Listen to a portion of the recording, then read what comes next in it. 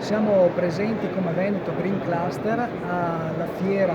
all'interno, voglio dire, del padiglione 2 della fiera di Verona, nell'ambito di un convegno biomasse forestali e come giacimento di bioplastica. Allora, è chiaro che il target della nostra Veneto Green Cluster è quello del recupero di risorse da rifiuti e da scarti e soprattutto la loro valorizzazione. Le biomasse viste come scarto e soprattutto viste non in antitesi ma come evoluzione, voglio dire, nell'ambito dell'economia circolare delle plastiche tradizionali, hanno un plus sicuramente molto più importante.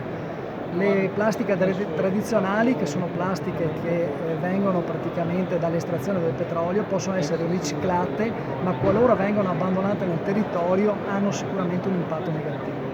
Viceversa, un plus positivo ce l'ha una bioplastica, una plastica quindi che viene dalla cellulosa, per esempio dal legno, oppure che viene dal mais o da un prodotto naturale, ha un plus positivo perché qualora dopo l'utilizzo, dopo la trasformazione e l'utilizzo venga abbandonato, ha effettivamente la possibilità di arrivare comunque da essere assorbita dal terreno. Un'altra cosa che è interessante che noi stiamo sviluppando a livello di Veneto Green Cluster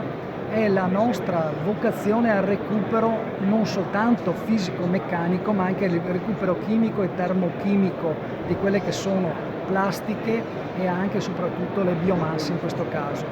Quando parliamo di recupero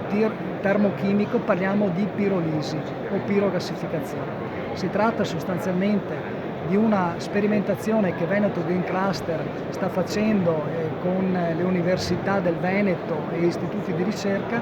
per arrivare praticamente a degli intermedi, degli gas di sintesi che possono dare sia possibilità di essere utilizzati in motori endotermici, quindi dare energia, sia la possibilità di dare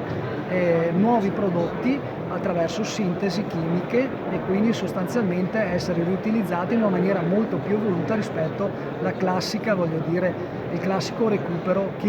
fisico o meccanico e fisico dei rifiuti.